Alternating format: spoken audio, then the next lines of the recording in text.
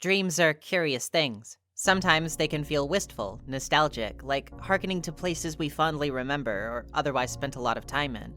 I have a lot of dreams about still being in school, despite ostensibly having hated my time there. I also have more melancholy dreams sometimes, where I'll meet someone who feels so familiar, but who I can't remember when I wake up. I once carried someone in my arms into a tunnel of sunflowers and lost them forever. I still think about them from time to time. Other times, dreams are non sequitur to the point of borderline parody. I vividly remember trudging through a flooded country roadside, approaching a rundown house which had several floating pink holographic dolphins near its front doorway, and blearily saying, "Oh, it's these guys again.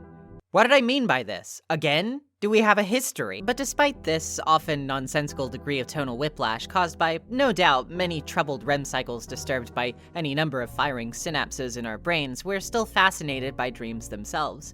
We seek meaning in them, we value them, or we even tend to fear them. The night always crawls to a close, or if you're me, you go to bed at 11 a.m. like a lunatic, and every time a surrealist film plays out before our eyes, where as we reside in the driver's seat, we funnel through things that at first glance may appear to have absolutely no greater meaning, and some of the time we might be right. But at others, we're simply ill-prepared to take to task what exactly appears on the inside of our eyelids, because dreams are a stream of consciousness, meaning that they do, in fact, come from somewhere.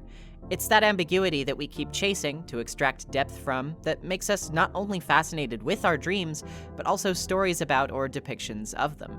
And I suppose there's no better example of this phenomenon at full swing than Yume Nikki. While certainly not the first of its kind, having been beaten to the punch of Weird Dreamscape Walking Simulator by 1998's LSD Dream emulator for the original PlayStation, Yume Nikki, meaning Dream Diary, certainly stands apart from that game, and from many others of its ilk even today. While LSD took place in these vividly psychedelic 3D environments that the player could explore randomly from a first-person perspective, Yume Nikki is purely 2D. Developed in RPG Maker 2003, Yume Nikki follows Madotsuki, named for the design on her sweater, as it literally means windowed or aperture. All we really know about her is that she's a young person, look, even her age is unknown, don't ask me, who for one reason or another will not leave her tiny apartment. The only way to get Madotsuki out and about is through her dreams, wherein she enters a nexus of strange doors which branch off into many different, explorable, often hauntingly surrealist landscapes. The game has endured long-standing cult success, having been a direct source of inspiration for many games that came after it, from a wide pool of fan games to even things like Undertale. And yet, its non-linear gameplay, lack of dialogue or cutscenes, and rather open-ended goals, if you could call them that, make it seem like anything but the model of popularity. So what about this game has drawn so many people into its mysterious catacombs, and how exactly did it worm its way into my heart as well? Because, well, I think it's safe to say that the internet has picked this game apart to its barest essentials by now, and the only way I feel I can fittingly contribute to a discussion of it in a way that matters is by expressing my own individual experiences with it and feelings about it. What turned a freeware game with one solo developer into a phenomenon that has remained artistically relevant in gaming circles and beyond for close to 2 decades now? There's really only one way to find out. Let's look back on Yume Nikki.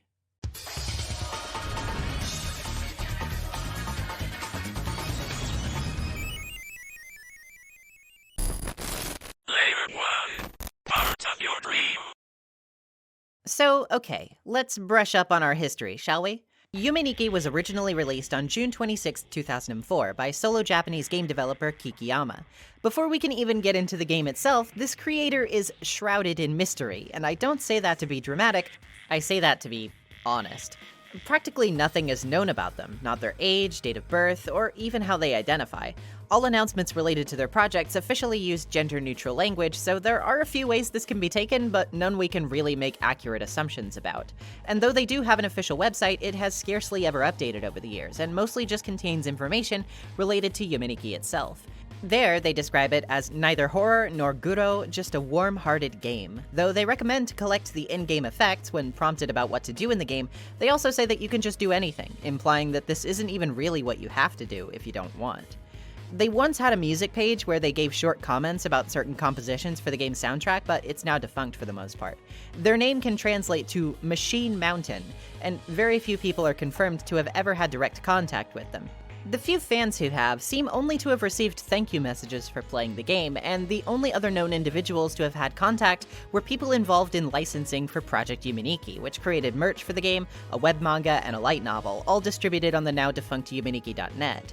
Those adaptations are purely said to be those individual artists or writers' interpretations of the game, though, and it was stated that their thoughts about it may not align with Kikiyama's own, which, yeah, that's a good thing in my opinion, as I made a video a long time ago about the Yume Nikki manga, and I was not fond of the way it chose to try adapting the game itself. In fact, so little is known about Kikiyama that some people were even under the impression, back in the day, that they might not even have been alive, and there was no way to prove this for certain either, considering the website's last major update at that point was in 2008, as years continued to crawl by.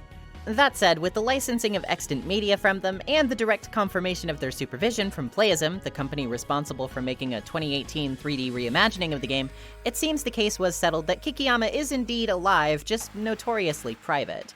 And honestly, though I do understand the reluctance to be involved with huge online communities or have direct notoriety, I have to say I think it takes a lot of restraint to have created Yume Nikki and never really have capitalized on taking credit for it.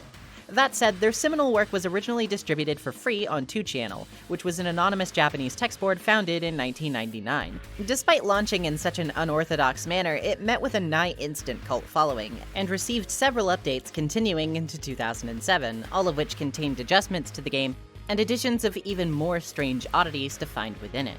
This gave the game an even more retroactively strange, dreamy appeal from the very beginning, as players who started on different versions may have seen entirely different things that were difficult to source, prove, or find in other versions.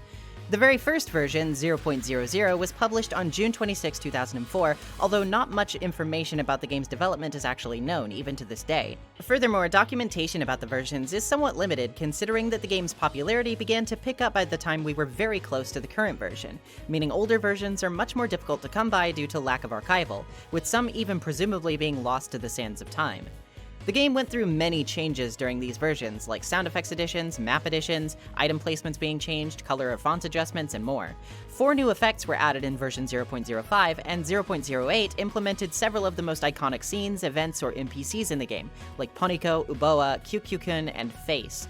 All of this terminology will make a little bit more sense in a bit for those of you unfamiliar with the game, I swear. The most current version of the game is 0.10a, released on February 10th, 2012. This is the most common version of the game, and what most fan translations of it are based on. Those fan translations were originally posted on a board called Uboa-chan, with an official English release landing on Steam in 2018 to coincide with the aforementioned reimagining by Playism. This ironically earned it many hilariously misinformed reviews from children calling it a ripoff of Undertale, despite the fact that they're only tangentially similar at the best of times, and that Yume Nikki predates Undertale's release by 11 years. The fan translation obviously was largely responsible for the game's cult following in the West, with one particular event in the game being so notable that it probably gathered many curious players from that alone, but we'll talk about that in a bit. I guess this is the part where I actually talk about what this game is like to play and some of its most notable elements, but bear with me, this is not an easy game to talk about. Layer 2. Decoding an NEXUS. As mentioned before, your player character is Madotsuki, one of the very few characters in the game who actually has an official name. As the nomenclature might imply, she is our window into the world of Yume Nikki, and rarely if ever breaches this role to become much more. All we can take for granted as canon within the story is what we see within her own dreams, and even then, the nature of those dreams are largely up to personal interpretation. This is only further emphasized by the fact that the word Madotsuki is not one that is actually used as a name in Japan at all. A similar term, a windower, in Japanese refers to people who have spent a long time looking out windows, daydreaming, in other words. And the reverse of her name in Romaji sounds eerily similar to the phrase ikutodame, or it is useless to go/leave, though we can't ever really know if that's something that was actually intentional.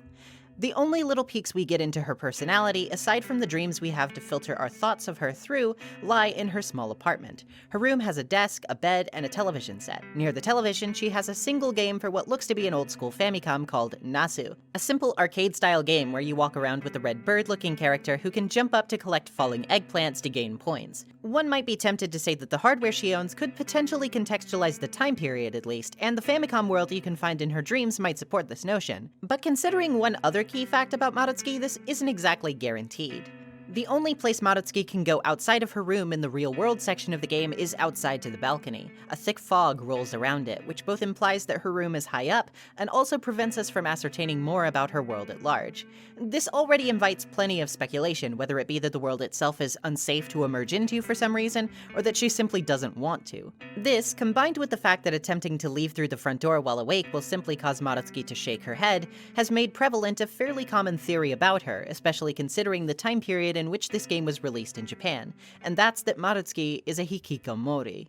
A hikikomori, meaning pulling inward, being confined, is a social phenomena in Japan which is basically conflated with the act of withdrawing completely from society at large, and participating in nigh extreme levels of social isolation. Though the term has also been used rather loosely at times to refer to recluses in general, this carries an association with observed patterns, which reportedly encompassed nearly 500,000 Japanese youths, as well as people in their middle age. The term has been defined as someone who refuses to leave their parents' house, does not go to work or school, and isolates themselves away from society and family in a single room for a period exceeding 6 months or longer, but does not seem to have any other psychological problem to squarely blame for this behavior. On average, with figures released in 2010, there were about 700,000 people living as hikikomori within Japan, with an average age of 31, and there is something of a looming concern referred to as the 2030 problem about many of these first-generation hikikomori reaching their 60s and being forced to reintegrate into society when their parents begin to die. This unsurprisingly often tends to go hand in hand with other maligned phobias or mental illnesses, a topic which, it's important to note, had a very hard time reaching mainstream prominence within Japan until fairly recent decades, and before then struggled to be understood or viewed with the kind of seriousness and empathy it deserved, being reflected quite radically in much of the more popularly cerebral works of fiction pouring out of the country within the mid to late 90s and early 2000s, like Neon Genesis Evangelion, Serial Experiments Lain, and one of the arguably most radical examples of this, Higurashi no Nakakoroni. This also reflects a certain level of economic insecurity, with middle-class security encouraging parents with a tenuous understanding of social isolation to allow this slide to take place, and a less-than-secure job market making the system of competitive schooling for the purpose of obtaining and maintaining high-profile jobs seem less and less appealing to many of the younger generations. This problem, needless to say, comprises enough material to craft its own entire video around, and so it begins to sort of eclipse the scope of what we're talking about here, meaning that I probably need to pull back. But what I need you to understand is that this tendency and the roots nearly all of the early player base of the game associated with its main protagonist informs a lot about the overall vibe of the game going in. And when you combine this fact with the other common trait of internet addiction in hikikomori, or the cross-saturation with NEETs and etc., the popularization of Yume Nikki in niche online communities in the early 2000s clearly spoke to an environmental understanding which would no doubt shape a lot of the game's aesthetic appeal right out of the gate. An escape into psychedelic claustrophobia, informed by insecurity, societal abandonment, and stigma, which is something that many of the disenchanted youth who felt seen by it could project onto the canvas of Madutsuki's dreaming worlds. And yes, I say worlds, plural, because while Yume Nikki doesn't necessarily have an encouraged gameplay loop, it does certainly have one you can perform, even if far from traditional. In the game, there are 24 effects that you can find littered throughout it. Like I said, the only way Madutsuki will deign to exit her room is through a dream, where she will then exit into a main hall of different doors commonly referred to as the NEXUS, which all lead into different landscapes to explore. Many of these places often branch off into their own more incidental areas as well, and all of them tend to include their own bizarre, unexplained set pieces, which set them apart from one another.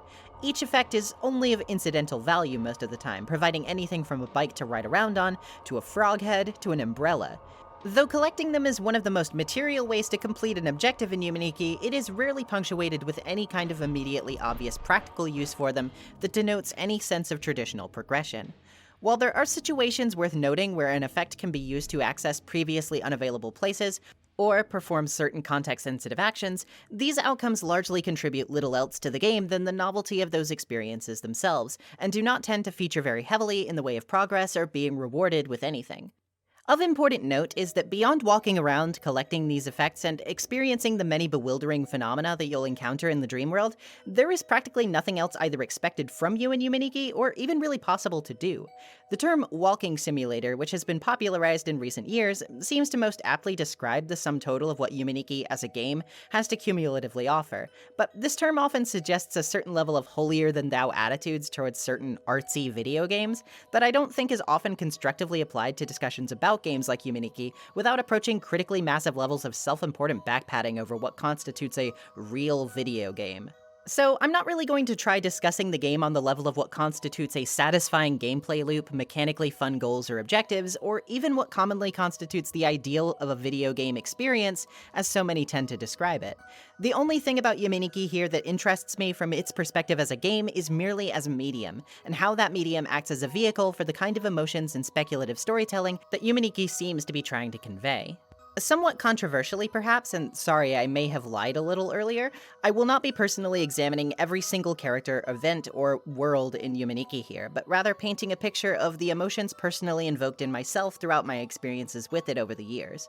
It was upon first booting the game up and exploring the forest world, host of the frog effect and apparitions which cling above your head when you interact with them, that I first began to try wrapping my head around the strange evocation of gentle yet haunting understanding that the game was coaxing out of me. Something about this world was both simultaneously alien and yet incredibly deeply familiar.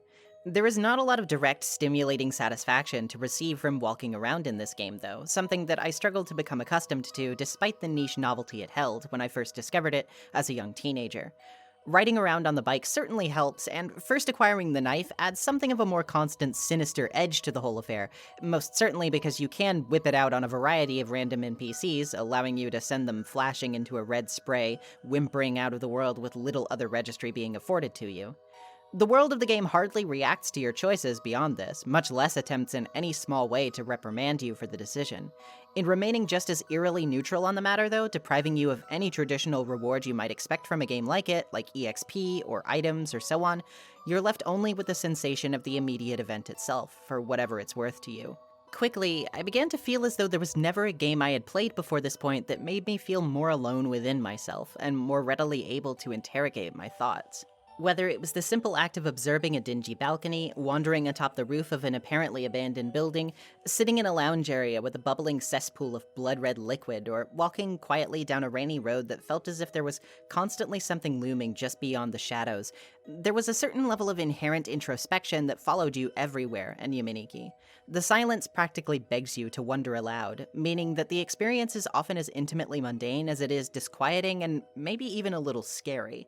I think the subtle kind of terror that seeps into the corners of this game, whether by design or entirely unintentionally, may be somewhat lost to some nowadays, as the trends of horror, even the more psychologically inclined, often change with time, and the certain kind of anxieties captured within the texture of Yume Nikki's world may not necessarily echo within as many people in the modern day as it did within the specific context of the mid to late 2000s and early 2010s internet, a place whose essence I feel getting further and further away with the ever more steadily commercialized and centralized internet, whose structure gravitates more around consolidated social media platforms than it does around a myriad of constantly appearing, disappearing breeding grounds for every little thing wonderful, horrifying, and every stripe in between that you can imagine. There's something almost surreally reflective of that in the tissue of this game, which makes returning to it both somewhat eternally nostalgic, familiarly frightening, and now deeply lonely to me.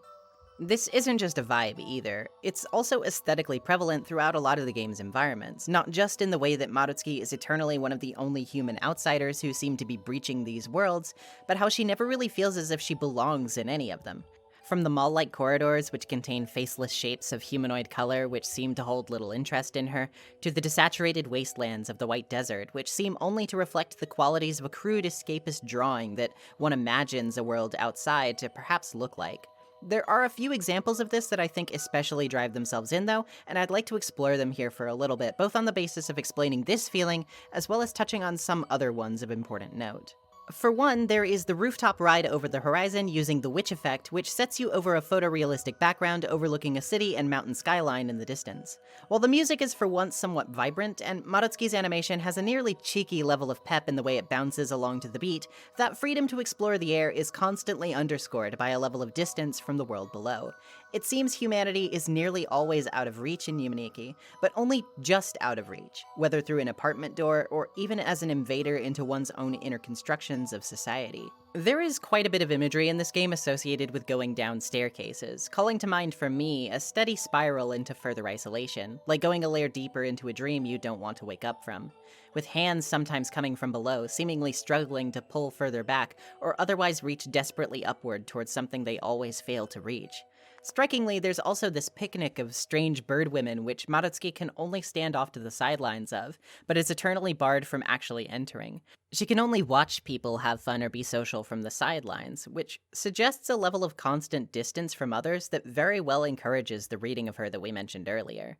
This also, however, calls to attention the few instances in which Madutsuki does more directly interact with certain more humanoid NPCs, and while the results vary, I think they're pretty worthy of interpretation as well. Sekam Masada-sensei, named such after a shortened mashup of his full name, Sentimental Komuro Michael Sakamoto Dara-sensei, is one such example.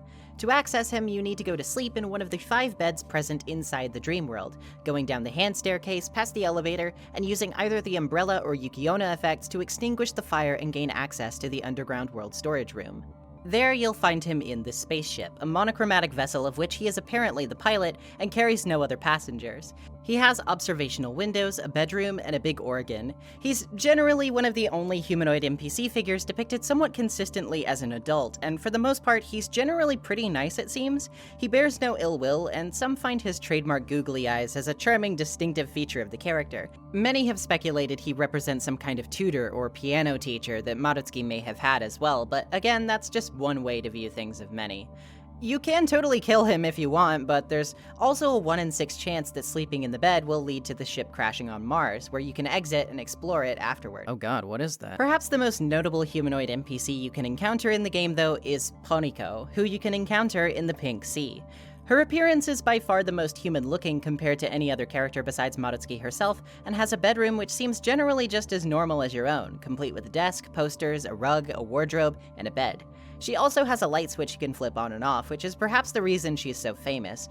You see, while entering her house and switching the light switch off, there is a 1 in 64 chance that an event will occur where Poniko changes into a formless, blobby, screaming face, colloquially known by fans as Uboa.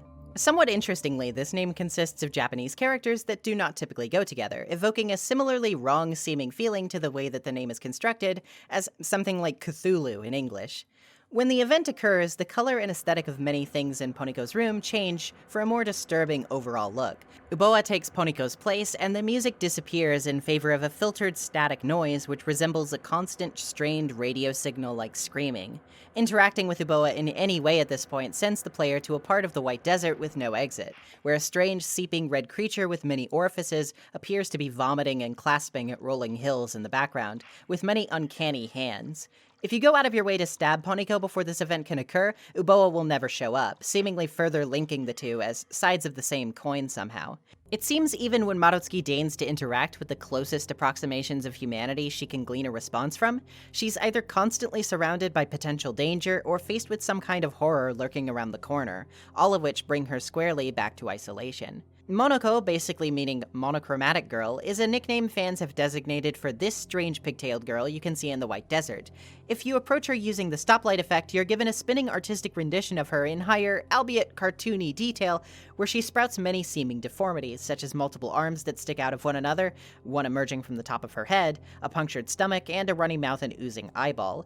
Some have attributed this to the idea of a seeming traffic accident, the way a young person might internalize or visualize the process by which a human body is made to look far different in such a violent instant.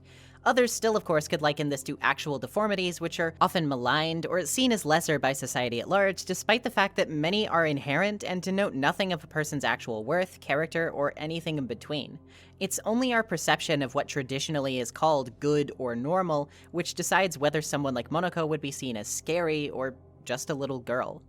And this whole focus on perception is generally what colors a lot of not only the interactions in Yume Nikki, but the game's visual storytelling as a whole. Whether it even tells a story of any kind at all is basically up to the player to decide. That story will inevitably play out in a different order or fashion for everyone, and what it means ultimately is as flexible as need be to fit whatever preferred theory that the player comes up with.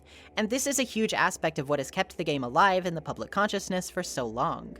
I have my own personal interpretations of many of the game's events, and I'd be remiss not to admit that some of the more defaultly popular theories are some that I often find unnecessarily mean-spirited, edgy, or otherwise distasteful. But at the same time, I understand where many of them come from, and I would also be a liar if I said that I hadn't projected some of my own deeply rooted fears or sadnesses onto the landscape of this game while playing it, in a manner so personal at times that I feel it would be crossing the boundaries of my comfort to even impart some of them in my own audience.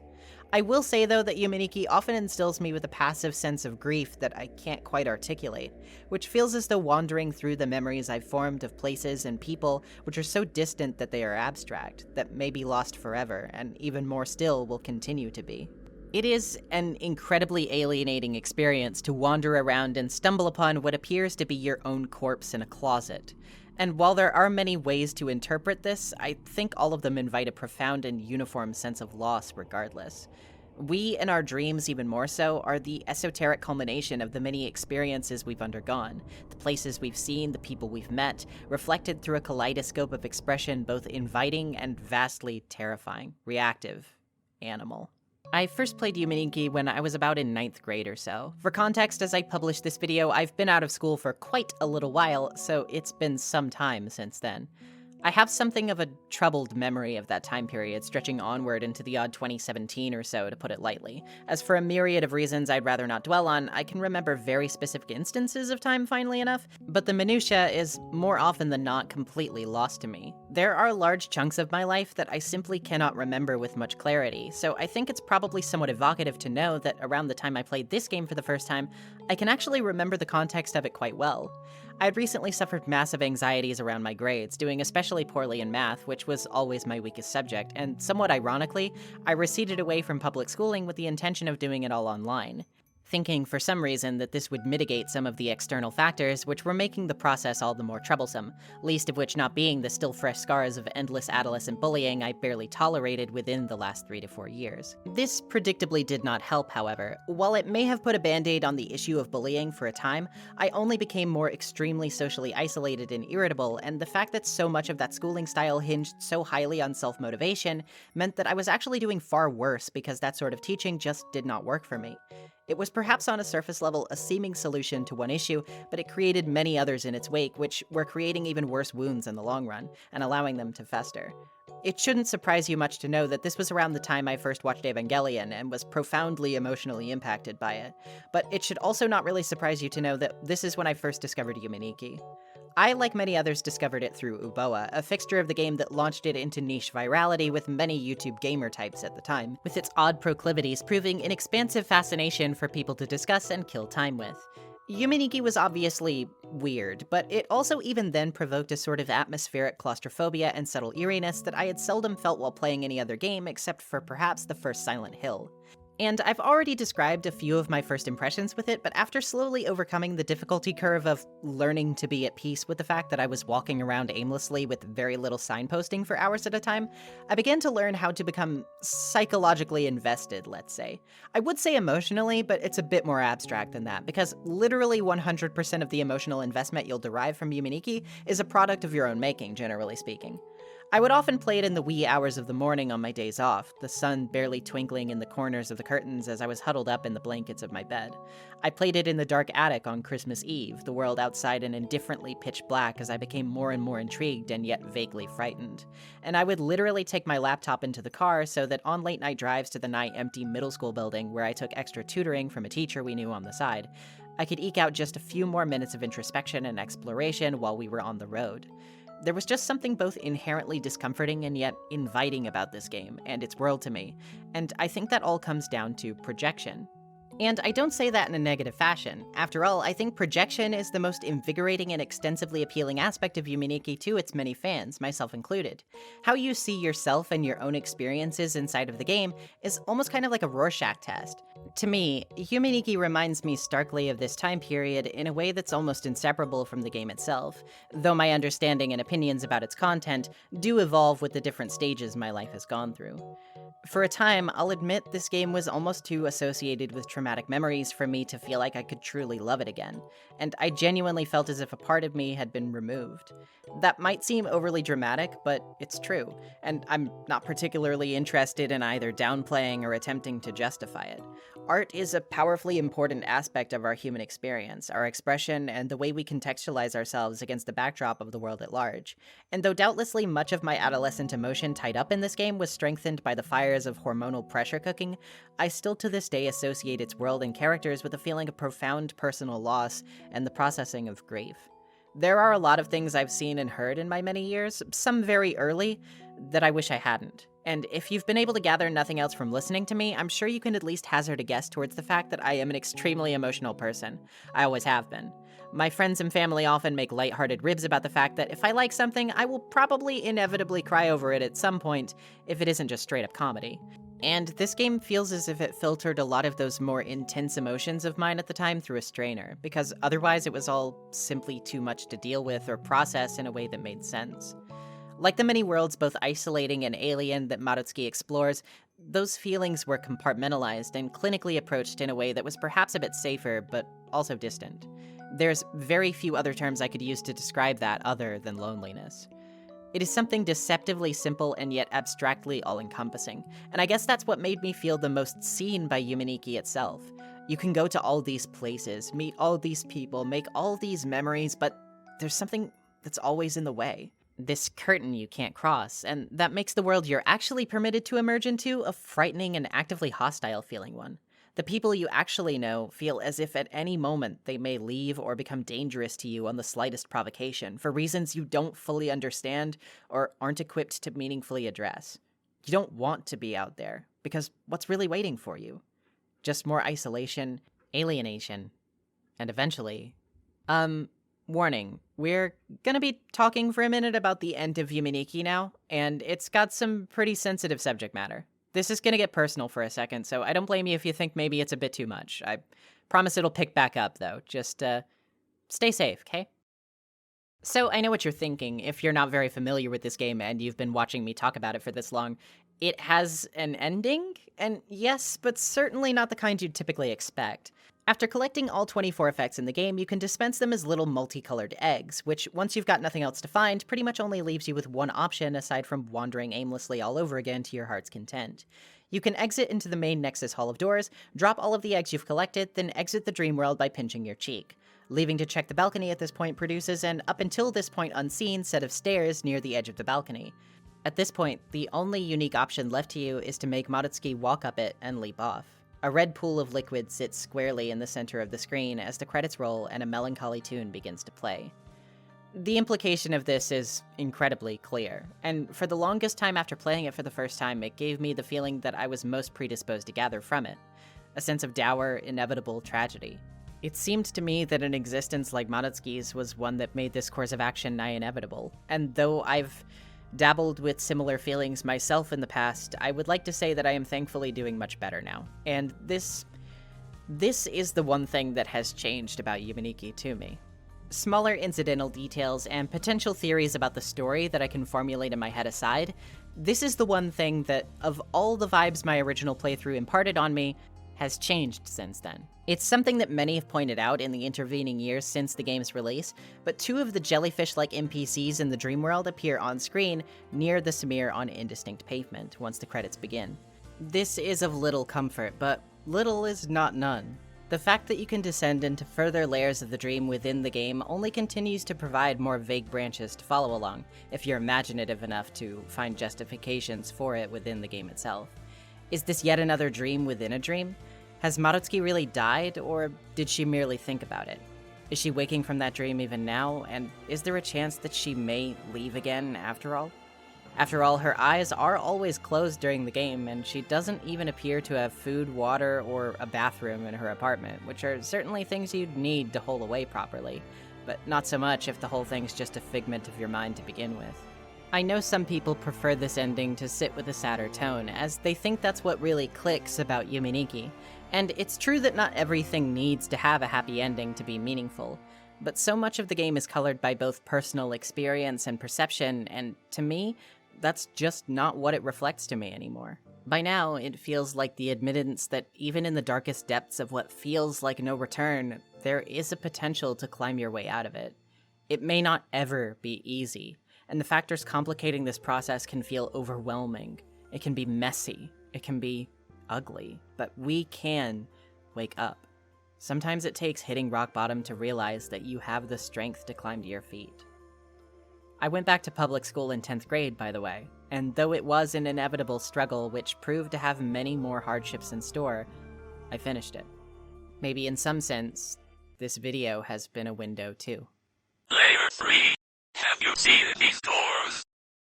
But since this is a video about Yume Nikki and has discussed to exhaustion the fact that so much of its appeal lies in personal attachment and interpretation, I think it would be a shame if we didn't at least briefly go into what resulted from its success, both in terms of fan-made efforts and official ones.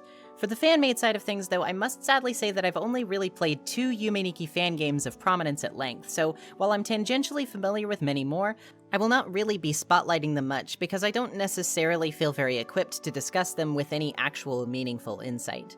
The 2 I do want to focus on, however, are arguably the most popular fan projects born from Yume Nikki's influence, and both also showcase the core aspects of it which would inspire differences in direction for many developers who had similarly strong reactions to the feelings it invoked in them.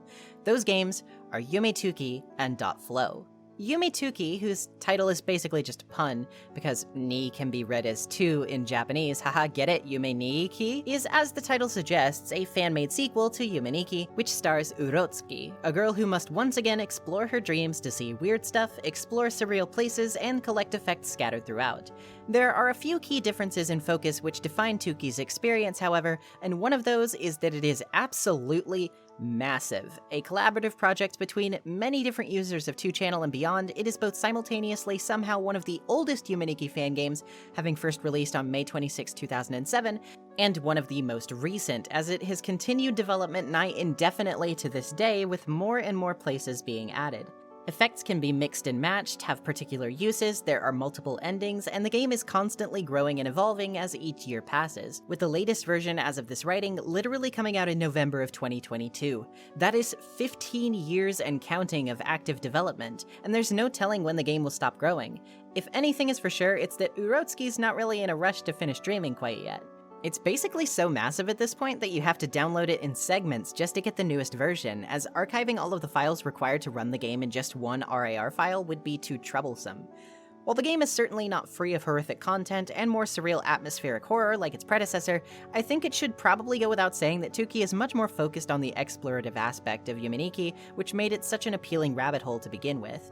Making odd discoveries and memories associated with them are literally the name of the game here, with each update from each disparate artist adding to the compendium of moments or scenes to be found in the game. And the fact that it's so exhaustive does nearly make it feel as though it approximates the sheer random volume of thoughts we have during dreams maybe more accurately than any other game has dared to attempt.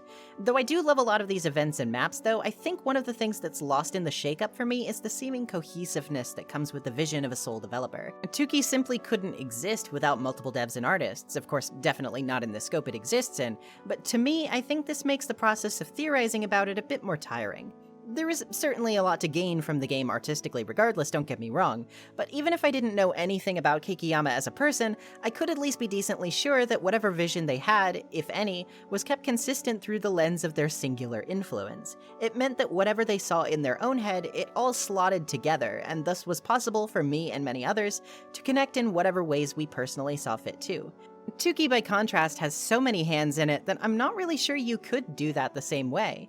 I mean, you could go full-on death of the author with it and ascribe meaning where it's almost certainly not, and to be fair, I think that's pretty in vogue with Yume Nikki to begin with. It's not as if we weren't doing so already, but I have a harder time linking things in the game together in my mind because I know they often aren't designed by the same people, or probably with a lot of the other aspects of the game's world in mind.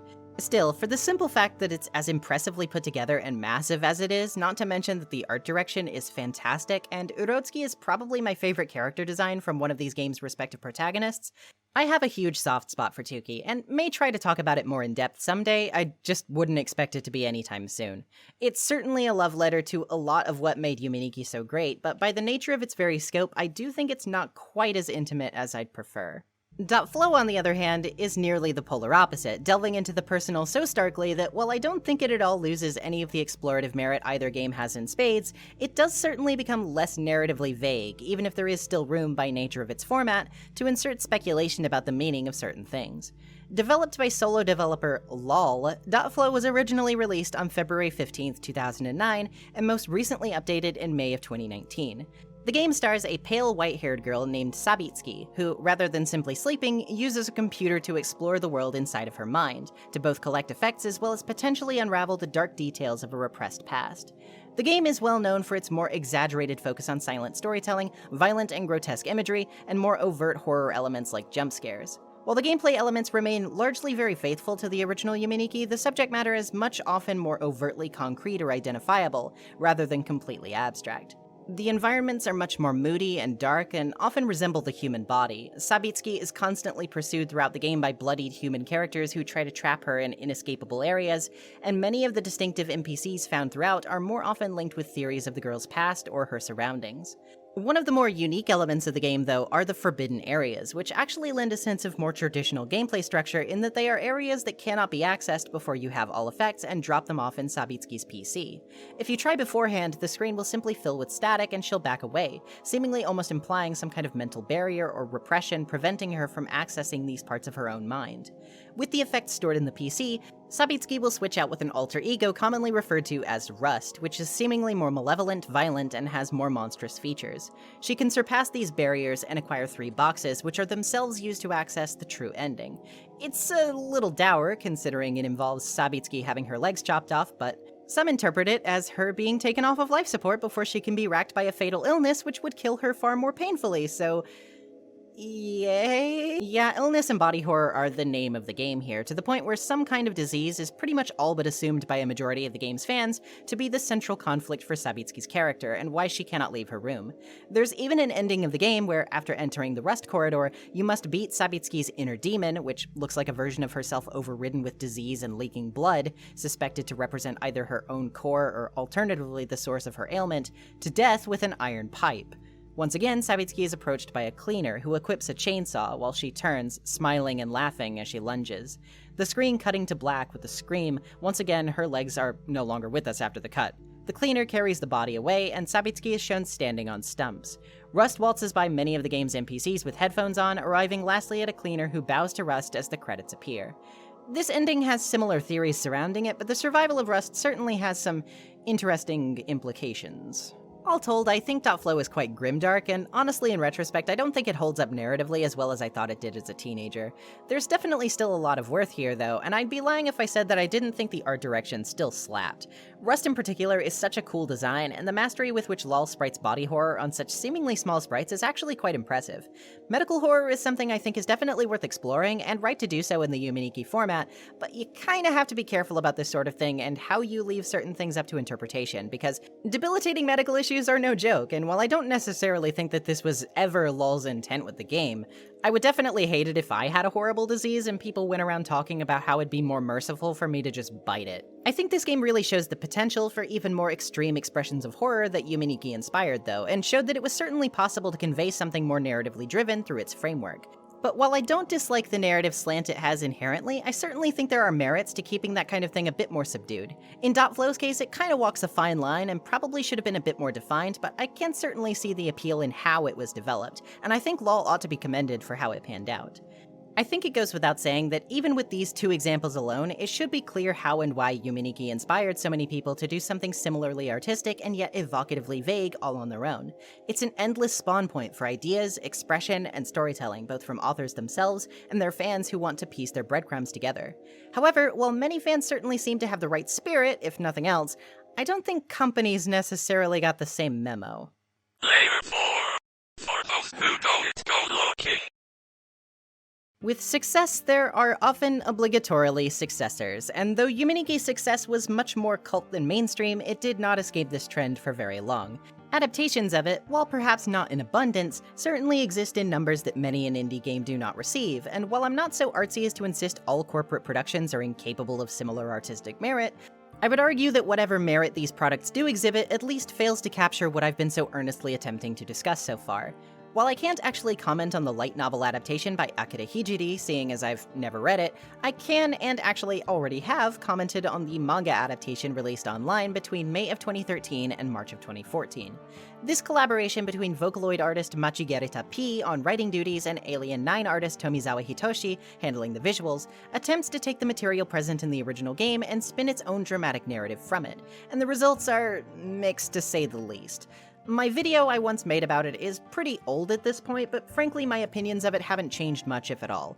It is somehow both incredibly aimless but also ridiculously overambitious, and these tendencies make for a story which is, at the best of times, wonderfully incoherent, and at the worst, just a plotting mess which seems to take itself very seriously despite the fact that none of its ideas seem even remotely cohesive or even all that interested in what it's actually adapting. I won't talk too deeply about it here because of the prior video I made, but suffice it to say, the Yume Nikki manga is more so fixated on telling an actual narrative story with stakes and plot and characters, while also not fleshing out any of these elements enough for them to feel earned or even really all that understandable. To top it all off, by attempting to add a narrative structure to the original game where there really isn't one, it fails to capture the interpretive nature of the original game that I find to be the cornerstone of its success. The reason Yume Nikki has remained so endlessly worthy of discussion is because even now, it is abundantly ripe for exploration in the way of analysis, theory, and individual interpretation. By trying to give it a definitive story, you're basically just trying to end the discussion, and that would already be questionable enough for a game like this, but it's certainly not helped when the story you try to present as definitive isn't all that good. In no aspect do I think this is missed more clearly than trying to use Masuda as a central antagonist, as if Yume Nikki really needed an antagonist, much less one who's defined as the arbiter of the game's conflict. I don't know what to really say other than that this is not that type of game, and I just think this is all a bit silly. It seems like trying to shove Yume Nikki into a framework it simply doesn't belong in, and I think it just doesn't show much understanding toward what the appeal of the game was in the first place.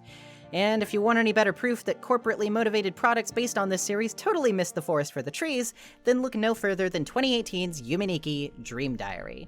Developed by Kadokawa Corporation and Active Gaming Media, Dream Diary is a 3D reimagining/adaptation of the original Yume Nikki, supposedly supervised by Kikiyama themselves, which they're sure to emphasize right as you start it up, claiming eagerly that they respect the original so much. What follows from this point is an exercise in making me wonder if that was ever truly the case. The official description reads as follows. In its original form, RPG maker darling Yume Nikki was a divisively controversial work among fans. By contrast, Yume Nikki Dream Diary is a collaborative show of the utmost respect for auteur Kikiyama's seminal release. The RPG maker team at Kadokawa has paired up with Active Gaming Media's development team of ardent Yume Nikki fans to bring you this modern indie title in the form of Yume Nikki Dream Diary. This diverging follow-up combines influences from the original game and other recent indie juggernauts to create something wholly unique. Yume Nikki Dream Diary was created under supervision and with the full cooperation from the original creator Kikiyama themselves. We hope it will help to create a whole new wave of fans, as well as push the envelope in terms of what RPG Maker games can become. Featuring all new old original characters that have laid dormant in Kikiyama's imagination and design documents, surfaced 16 years after Yume Nikki's original release. By this, they mean that they put some of Kikiyama's concept art in the game. And hey, don't get me wrong, I'm sure there were people who loved the original put onto the team for this, and I don't like crapping on game developers, they're just doing their jobs here. What I take issue with is the almost cloying, condescending cynicism of this whole thing, and how it was clearly cooked up internally to be about the most cash-grabby concept you can imagine. Gone is almost any layer of subtlety, much less surrealism. The art direction is grimy and washed out, there are far less worlds and effects than in the original game, and the whole thing is just a series of plodding linear levels with sleep-inducing puzzles and piss-poor platforming. Can I please know who asked for this? Because it definitely wasn't me, and judging by the widespread fan response, I can't say I know many who did. I know this game has its defenders, and if you like it, then hey, that's fine, I don't begrudge you or anything, but for me, no, this doesn't do it for me. All of these environments look like they're straight out of some extremely budget indie horror titles. There is pretty much no hint of what made the original game so charmingly abstract here. Everything is just boring to look at, and what's a real shame is that there was actually a fraction of a moment where I felt like the original spirit poked out at me for a bit. Right here, the 3D reimagining of the Pink Sea, this place is kinda beautiful. There's a bit of that feeling of getting lost somewhere and just soaking in the atmosphere. And the surroundings are dreamlike enough to feel as though they're alien and unknown. It's not just another street or desert or forest, and for those few minutes I felt something. But then it is immediately followed with the most obvious reference for the sake of reference fodder I've ever seen, and it makes me want to tear my hair out. It's Yume Nikki, so we gotta have a generic Uboa jump scare, right?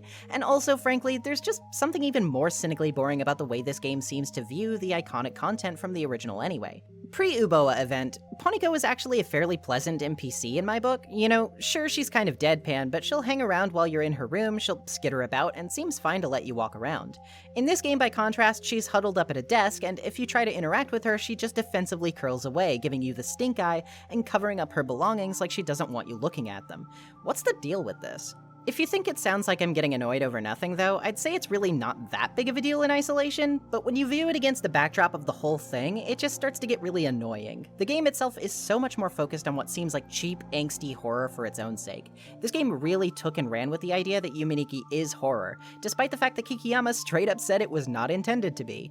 Yeah, some real deep respect for the original work there, huh? Trying to ape Little Nightmares and slapping on a Yume Nikki coat of paint is definitely the best way there is to pay tribute to what made the original game special.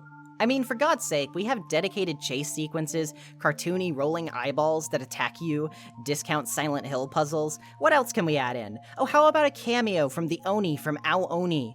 And a game cartridge that lets you play Ao Oni, because Kadokawa also owns the license for Ao Oni. God, screw this. And the thing is, I didn't go into the game wanting to hate it or anything. If anything, I wanted to keep a really open mind because of all the bad things I'd heard about it.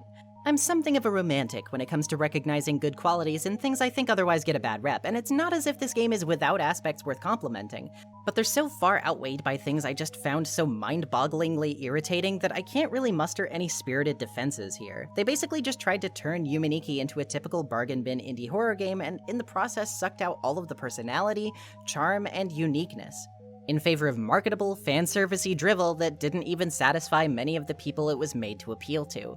On top of all of this, the game just isn't even fun in its attempts to provide a more traditional game structure. The mechanics are sometimes sloppy or overtly buggy, the puzzles are incredibly rudimentary, and the platforming is stiff to put it mildly. I can't tell you how many times this grabbing hand from an alleyway which you're supposed to sneak by once it grabs one of the rolling eyeballs coming to attack you just didn't do that, because the eyeball that was supposed to pop out just wouldn't. This would either force me to take damage to get one to roll close enough, or just die. What is here is also just stuff that, if you wanted to play something like it, you could find much better and more mechanically interesting elsewhere. I mean, hell, the docks level is literally just a worse version of the first Oddworld game, with Toreningen who eat your face off instead of funny psychic slug monsters, so, you know, objective downgrade. The game also just ends with either the regular ending, where Madutsuki is like, wow, this random series of events was whack, guess I should stop being depressed, and leaves, or a secret ending where you, get a cameo from Masuda, because remember Masuda? Hashtag only true gamers remember. Then Madutsuki crawls into the spaceship bed and the game just ends.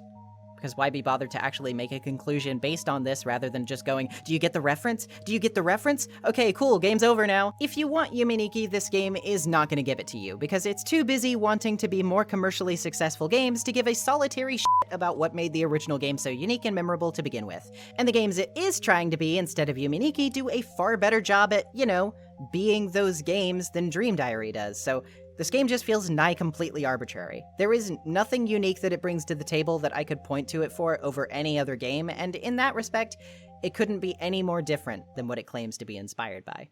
Finale. At the end of your dream. But there are people out there who still get it. After all, that's why Yume Nikki has been alive and kicking for this many years. There's something endlessly charming about such a small and yet endlessly vast game that has kept us coming back to it despite its lack of traditional structure, plot, or even gameplay. Yume Nikki is definitely something of an acquired taste, because any attempts to beat it into a more familiar mold will always fail to capture the qualities that make it itself. I can't think of nearly any other game that is so by its own nature resistant to the process of adaptation, and yet so expansive in the way it offers branching paths of intrigue for those who do actually respect its unique strengths. There is something decidedly independent about Yume Nikki that I think thrives most in the spaces where, as per usual, it's being spun in every possible direction by average fans who never want to restrain it. As long as Yume Nikki continues to represent its own limitless potential, then I don't think it will ever truly die, regardless of what products may come along attempting to capitalize on its success. And that, for me, is the reason why I keep coming back to this game. I always want to keep thinking, considering, and contextualizing myself against the backdrop of what I love. And Yume Nikki has constantly encouraged me to do so, and to keep dreaming while I'm at it. Despite the sadness that surrounds it, it is also surprisingly vibrant, and it captures the minds and hearts of many aside from me while doing so. I think that's really impressive and worth applauding. I said before that I think it takes a lot of restraint for Kikiyama not to come forward and claim more direct responsibility for their work, but in a way, I kinda get it. To have so many people be inspired by what you made, for that mystery to keep kindling the flame of discussion and creativity for this many years after the fact, that itself, I would say, is the definition of living the dream. When we set out to make art, we want to impart ourselves into the world in a way that feels both expressive and personal, and I don't think there are any two words that do a better job describing Yume Nikki than those. But if you'll excuse me for now, I think I need to get some sleep for the winter. When I see you next, I'll be talking about another game with a similarly simple art style which made a profound emotional impact on me. And hey, doesn't that sound like a wonderful idea? Hi there, everyone. Thanks so much for your patience, and thanks so much for watching. This one kind of got away from me a little bit, so I know it's probably a little bit more abstract than maybe everyone is used to from me. I'm sorry if it wasn't necessarily your thing or what have you, but I don't know. I made like more than one video in the past year that was over 5 hours long, so I think if nothing else, I've earned one free self-indulgently flowery script. Plus, I mean, I think practically everything that can be said about this game, in a more traditional sense, has been said already. So to me, part of the appeal of making my content is sharing my personal feelings with you guys, so I hope that got across. As always, you can support me, hopefully, by commenting on the video, liking the video, and subscribing if you haven't already, and perhaps checking out my Patreon or Ko-fi in the description down below, along with all my social media links, or you can become a channel member too if you want. And now, allow me to thank some of my individual patrons, those being Serena Midori, Shogun DX, Friend of Dracula, Ali Oliver, and Claire Meeboon. Thank you all so much once again for watching, and I'll see you next time for the Undertale retrospective. Peace.